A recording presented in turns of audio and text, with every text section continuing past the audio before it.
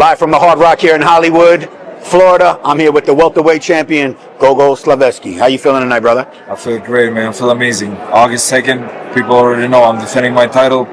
So, I'm going to make Julian Lane swallow his teeth. Do you have a prediction on how that fight's going to go, when it's going to end? Either it's going to be a knockout or a knockout. It doesn't, he can choose the round, but I don't see it. I'm not going to go, try to go on points with this guy or any of that.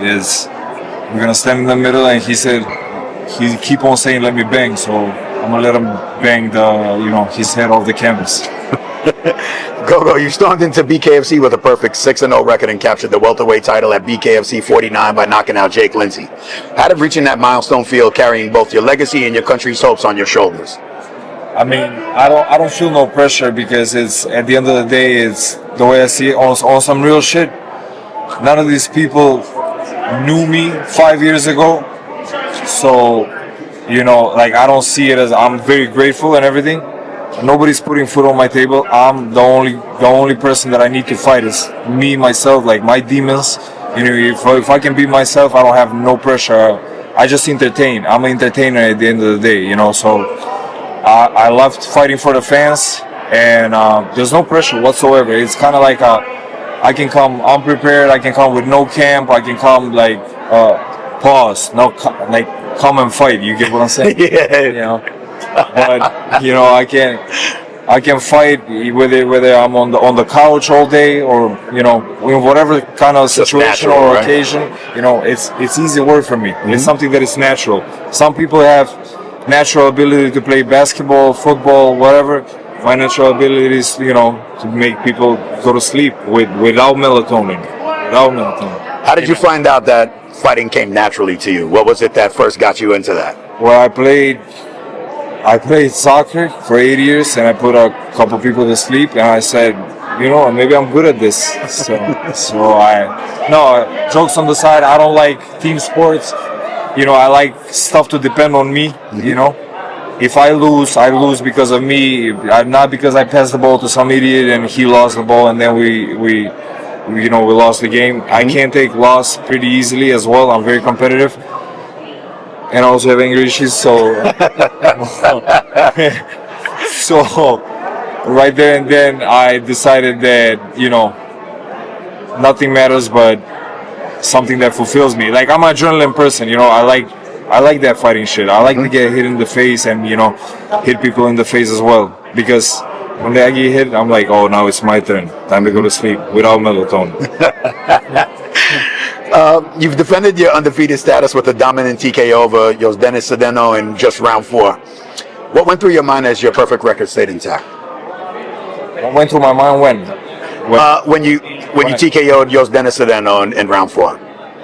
Oh, I was like I said on the mic, I'm hungry. I need some pizza. I want pizza right now. That was my first initial thought. Brother, I'm telling you, this is something that I can do it on a Wednesday afternoon, and then we continue with our regular life. I don't see it, not to sound ungrateful, but I don't see it as a spectacular moment. It's something that I do, whether it's a Monday morning or a Wednesday night or a Saturday night, and then we continue with our lives. I just perform on the highest level. That's all that it is. BKFC stripped you of your welterweight title last December when you accepted an unsanctioned bout. How did that setback help you refocus? And what's your message now to fighters about loyalty and priorities? It was a misunderstanding within the contract. I didn't know that I can fight in a different organization. It's something that, it came down to that. And as soon as I saw that they stripped me, I just continued a couple more fights after that with the Karate Combat organization. But nothing special, man. At the end of the day, we're prize fighters. I got offered a prize. I went over there, I fought. Like I said before, nobody knew me 5 years ago. So I still, to this day, put food on the table myself. So I got to put food on the table, So now I'm back, and, I'm defending my title. I'm here to stay. You've said your dream is to bring BKFC Squared Circle to Macedonia, your home country. What would it mean personally for the sport and for yourself to headline an event there? Oh, that would be amazing, bro. That would be amazing. I just think that it might be some fights in the crowds, but no, that would be amazing. My country supports me big time. The people, and I love it, man. That will be kind of like a dream come true in a way. MGM Grand, you know, and you know Las Vegas and all that. It's amazing, but who doesn't want to fight in front of their own people? You know, I've never fought in front of my parents at the end of the day. You know, so I would love to make that happen. And is fighting a super huge sport in Macedonia? Do people in Macedonia love combat sports? We definitely we have a warrior mentality. If you know Alexander the Great, you know he's Macedonian. So well, our ancestors have been in a bunch of wars since the beginning of Macedonia, basically. We love it, but it's just not too much investment. You know, like the politics are fucking it up, and they definitely fans. They watch UFC, they watch bare knuckle, they watch all the combat sports. So I have a big fan base already. As you should. From an outsider in Macedonia to a world champion, what would you say to a young man back home who sees your journey and wonders if he has a shot at greatness as well? I gotta keep it real. I can't be fronting and be like, oh, hard work pays off and all that bullshit. Nowadays, it's not only hard work. Unfortunately, you gotta be a businessman as well. You gotta be able to sell tickets, promote fights. You gotta be able to have skills, train, put food on the table and be disciplined. Like it's kind of like everybody trains hard at this point that want to be a world champion, but that's not. Back in the day, it was the only thing. It was you train hard, and somebody's gonna see you, and you can either go to the Olympics or you can succeed in your own sport.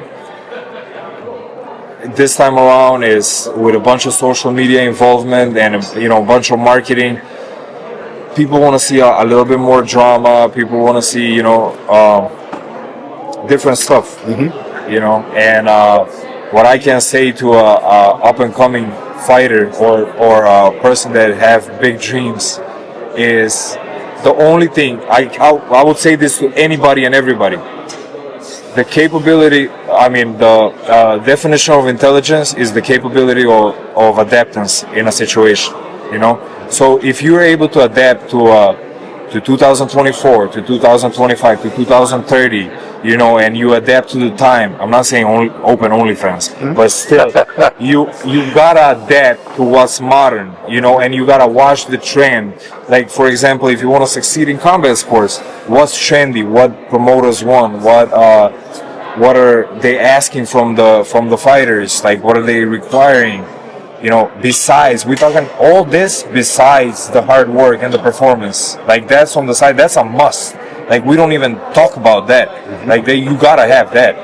But outside of that, you gotta be able to fulfill all the other requirements, check the other boxes. Like, you gotta bring something else on the table, because otherwise, if you don't bring nothing, you're gonna stay nothing. And all I can say is adapt to the times.